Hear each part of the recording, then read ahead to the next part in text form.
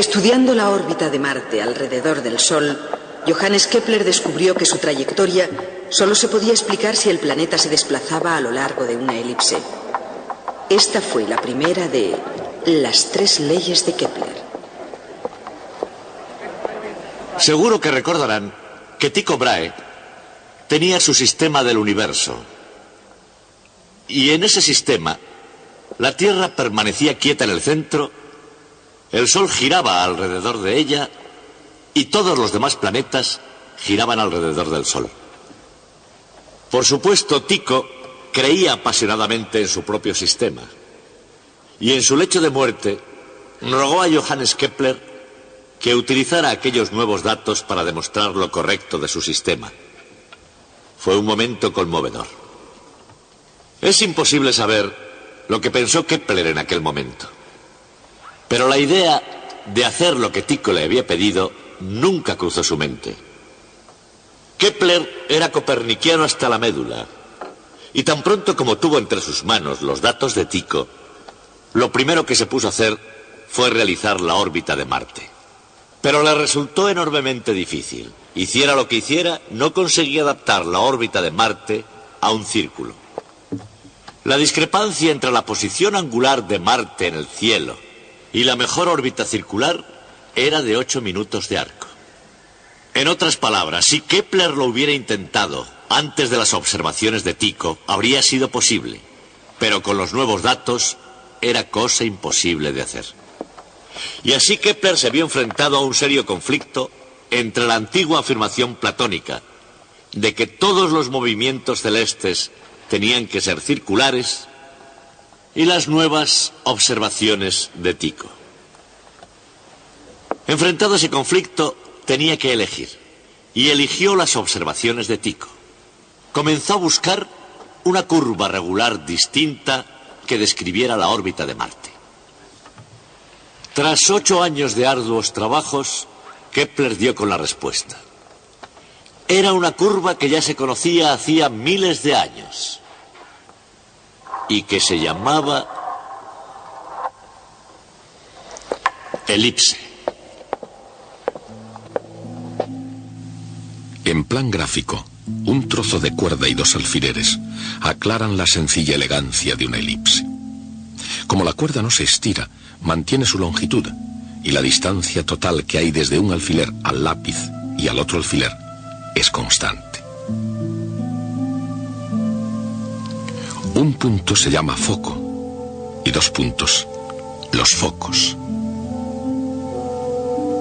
La longitud del semieje mayor es A, la del semieje menor B, y la región encerrada por la elipse tiene un área, pi AB.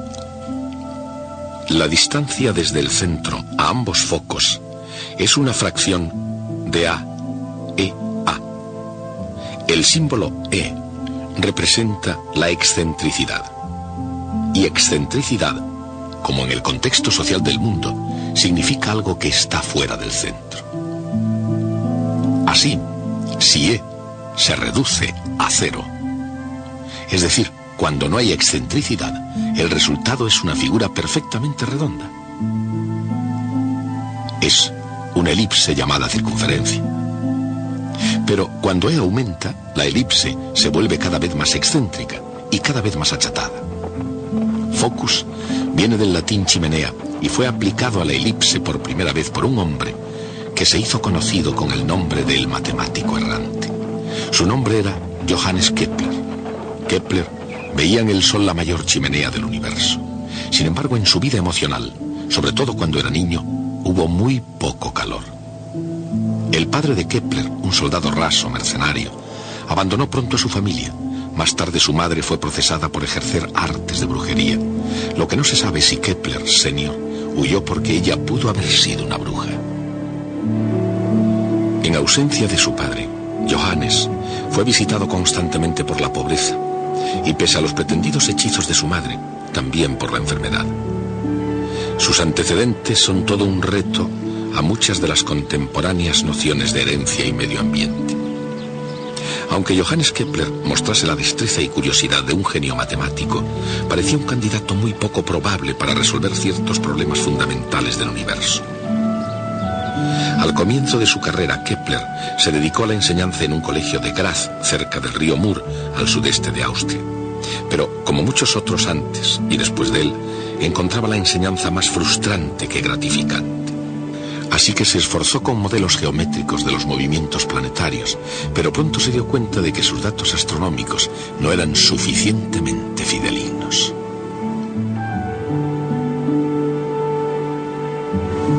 Al comenzar el nuevo siglo, el 1 de enero de 1600, Kepler se puso en camino a la búsqueda de los datos astronómicos más exactos que hubiera sobre la Tierra y del hombre que los poseía, Tycho Brahe.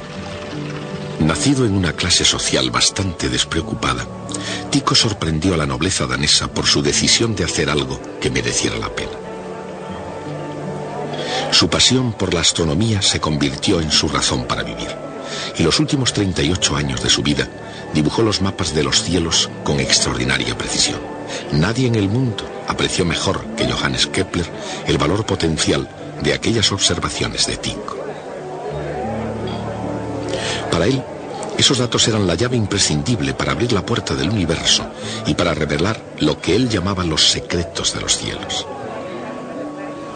Pero con gran consternación por parte de Kepler, Tycho sabía guardar un secreto, así que tuvo que esforzarse durante casi 2 años sin contar con los valiosos datos de Tycho. Después, el 24 de octubre de 1601, se interpuso el destino. Las palabras de un Tycho moribundo fueron: «No dejéis que parezca que he vivido en vano». La familia del danés retuvo los datos, pero Kepler se las arregló para que se hiciesen realidad los últimos deseos de Tycho. Para hacer avanzar más la ciencia que la ética, Kepler robó el material. Él, por lo demás, un matemático pequeño y bondadoso, estaba finalmente en condiciones de, según sus propias palabras, librar la batalla sobre Marte. Marte, el planeta rojo. Marte, un primitivo dios romano de la agricultura y de la guerra. Marte, poderoso y misterioso a lo largo de los años. Según el concepto del mundo antiguo, donde la Tierra estaba en el centro del universo, los planetas se movían en epiciclos.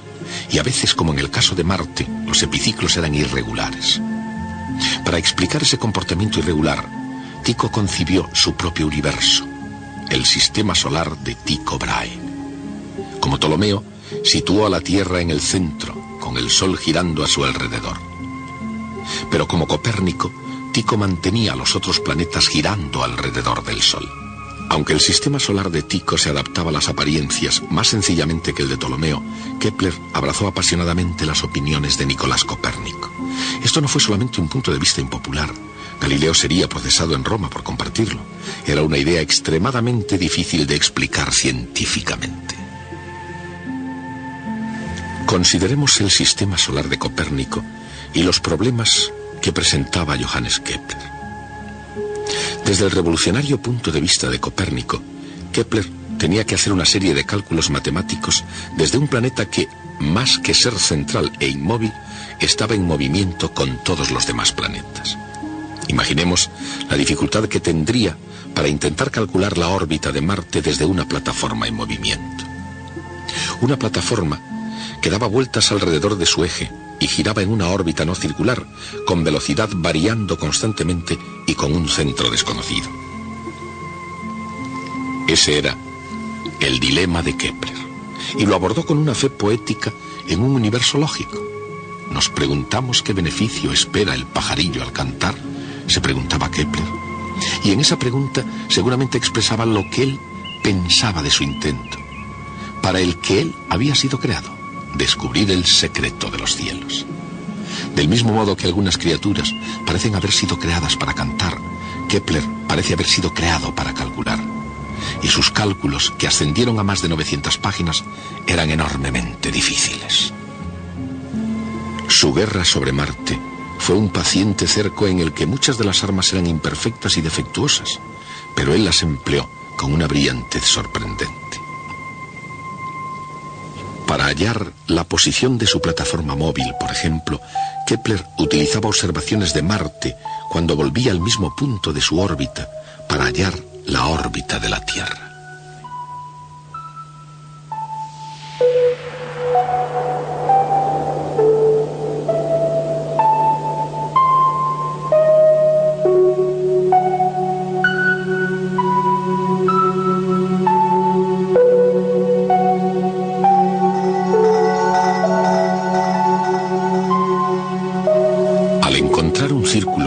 Aunque no estuviera completamente centrado en el Sol, Kepler dio un paso en la dirección correcta. Así ahora, una vez más, abordó el problema de Marte. Incapaz todavía de hallar su trayectoria exacta, se las arregló para hallar algo sugestivo en su velocidad irregular. Marte se movía con más rapidez cuando estaba más cerca del Sol y más despacio cuando estaba más lejos. Y esa llegó a ser la segunda ley de Kepler. Pero todavía no había encontrado su primera ley. Aproximadamente cada 2 años el Sol, la Tierra y Marte se encontraban en oposición. Es decir, la posición de Marte es la misma vista desde la Tierra o vista desde el Sol. Con otra observación, 1 año de Marte más tarde, Kepler ya pudo triangular un punto exacto en la órbita de Marte.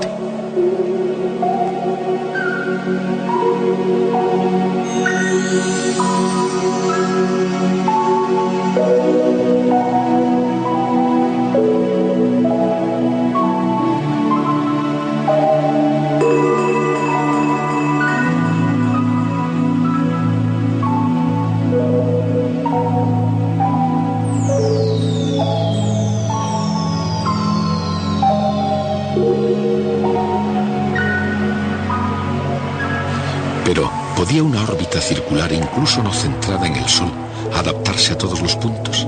Casi, pero no totalmente. Esto es, no en la incomparable precisión de las observaciones de Tycho Brahe.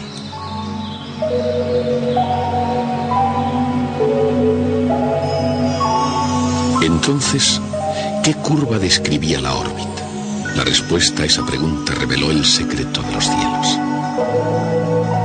Se exigía una órbita ovalada, con el Sol en un foco, un círculo ligeramente deformado.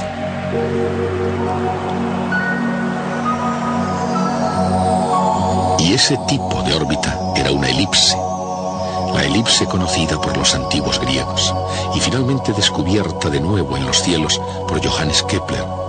Puede verse de cuando en cuando, justamente aquí en la Tierra. Es simplemente cuestión de contemplar las cosas en la perspectiva correcta. Cualquier círculo visto oblicuamente aparece como una elipse.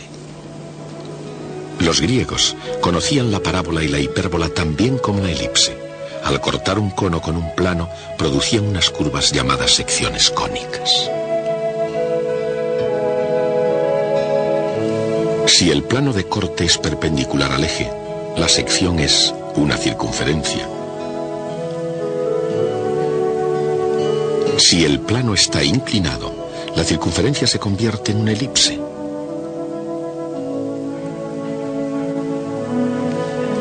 Y si se inclina suficientemente para que el plano sea paralelo a una generatriz del cono, entonces se obtiene una parábola. Si se inclina aún más, la sección cónica es una hipérbola.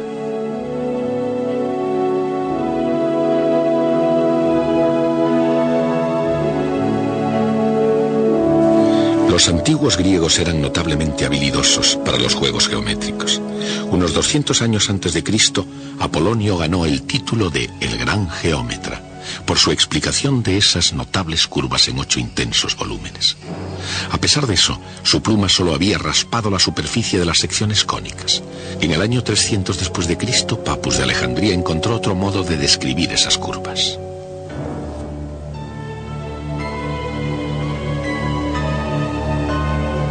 Un punto en movimiento traza una sección cónica cuando su distancia desde un punto fijo o foco tiene razón constante con su distancia desde una recta fija, la directriz. El cociente de esas distancias es la excentricidad, E. En una elipse, este cociente es menor que 1 y muestra lo alejado que se encuentra el foco del centro.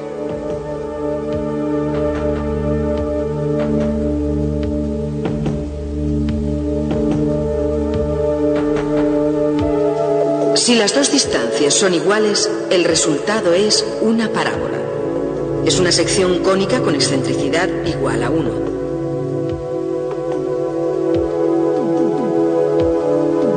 Cuando el punto está más cerca de la directriz, el resultado es una hipérbola con excentricidad mayor a 1.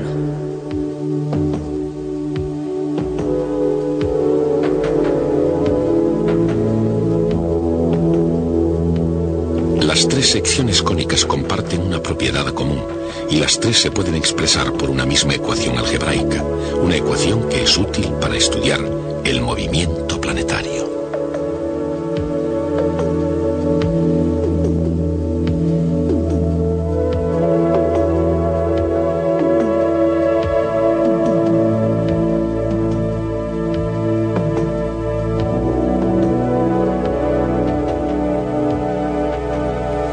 Esta es la fórmula básica para expresar todas las secciones cónicas: la elipse, la parábola y la hipérbola. Aunque los antiguos griegos fueron los primeros en estudiar las secciones cónicas, nunca llegaron a imaginar que esas curvas influirían tanto en la forma de las cosas futuras. Consideremos, por ejemplo, una parábola. Desde la deslumbrante luz de los faros de un automóvil hasta la versión muy reducida del telescopio de 10 metros del Caltech, más de 1.000 millones de parábolas han entrado en el mercado de la sociedad moderna. Hoy en día, entre otras muchas cosas, parábolas son las trayectorias de los proyectiles y las ondas de calor de los futuros hornos solares. Johannes Kepler, por supuesto, nunca imaginó que la hipérbola y la parábola se encontrarían en los cielos.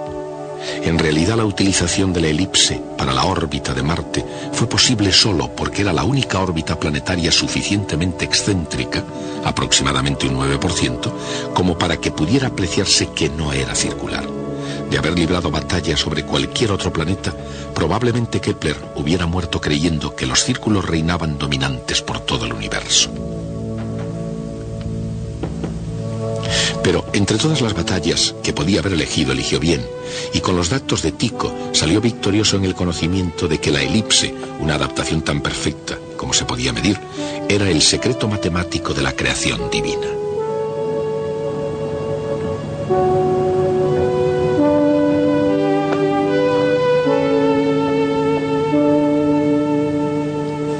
Después de pasarles en revista como trofeos de la guerra sobre Marte, estos secretos se revelaron como las tres leyes de Kepler. La primera ley de Kepler establece que cada planeta se mueve en una elipse con el Sol en un foco.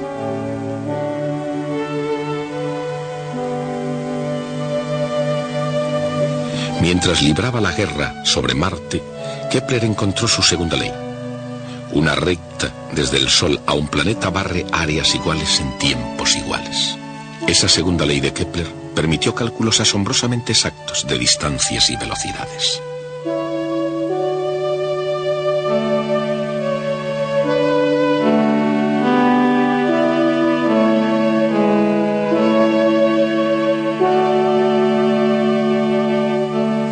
Su tercera ley surgió 10 años más tarde. Establece que el cuadrado del período de un planeta es proporcional al cubo de la longitud del semieje mayor. Y eso revela una conexión entre los movimientos de diferentes planetas.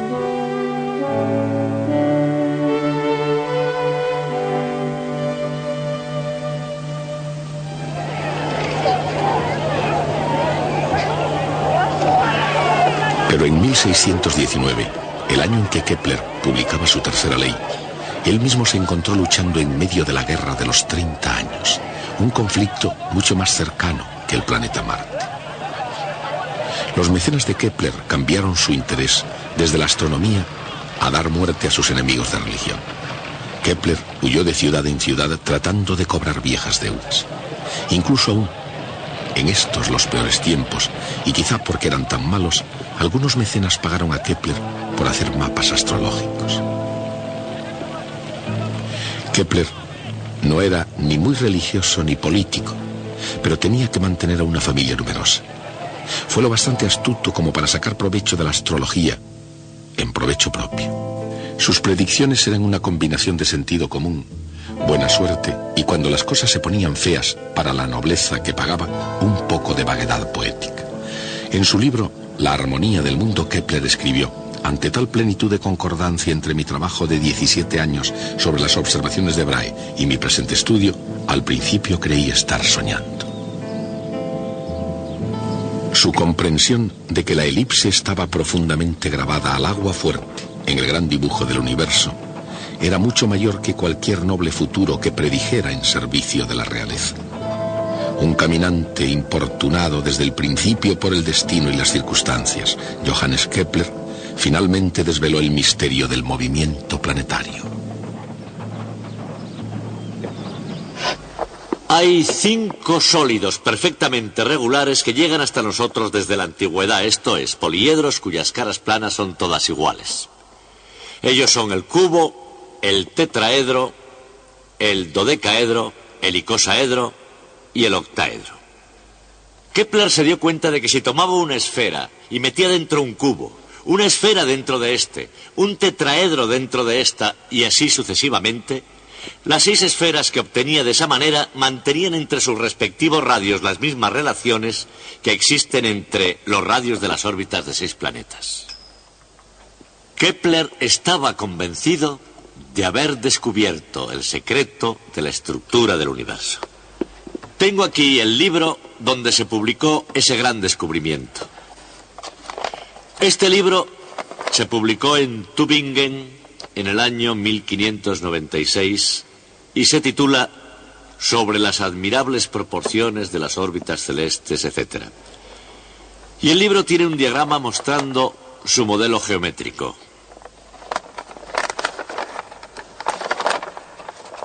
Aquí lo tienen.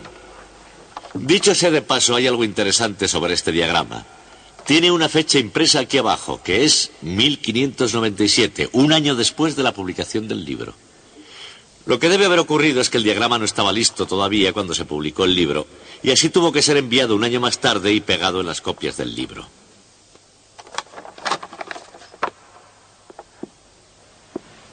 Evocando este episodio, tendemos a pensar que esa imagen de Kepler de un cielo lleno de cubos y tetraedros, etc., es curiosa y más bien ridícula. Me gustaría por un momento tomarla absolutamente en serio y ver qué pasaba realmente. Lo primero de todo, en un periodo en el que casi nadie más creía en Copérnico, este modelo era sólidamente copernicano. No tenía ningún sentido si no estaba el Sol en el centro. La segunda cosa que yo tengo que recordar es que es solo mucho más tarde, en tiempos de Newton, cuando empezamos a imaginar un universo sostenido por unas fuerzas invisibles. Pero antes de Kepler, el universo era un plenum, es decir, estaba lleno, repleto de esferas de cristal. Lo que Kepler hacía era sustituir las esferas de cristal por esos sólidos perfectamente geométricos. Y como pueden ver, la idea de Kepler era atrevida y acorde a la vez con la tradición científica de su tiempo. Y el tercer punto es que tuvo mucho éxito. Su cuadro explicaba las relaciones entre las órbitas de todos los planetas conocidos.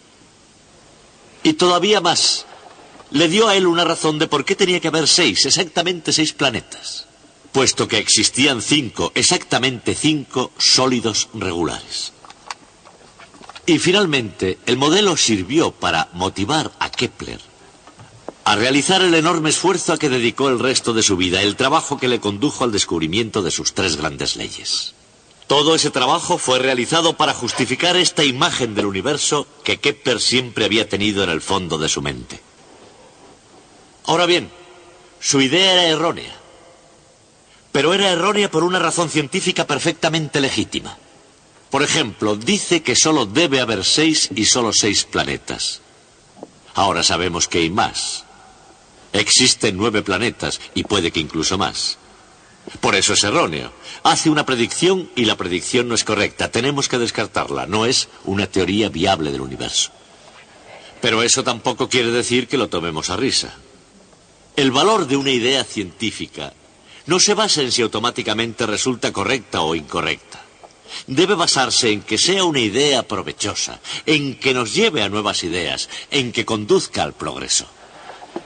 Y según ese criterio, el ridículo modelo de Kepler, que por cierto resultó automáticamente erróneo, según cualquier otro criterio razonable, debe ser mirado como una de las ideas más importantes y legítimamente científicas de toda la historia. Hasta el próximo día. Aunque no fuera correcto, el modelo geométrico de Kepler le llevó a descubrir 3 leyes que describen los cielos con precisión. Cada planeta gira en órbita alrededor del Sol en una trayectoria elíptica con el Sol en un foco. Una recta desde el Sol a un planeta barre áreas iguales en tiempos iguales. El cuadrado del período de la órbita de un planeta es proporcional al cubo de su semieje mayor. Esas son las 3 leyes de Kepler.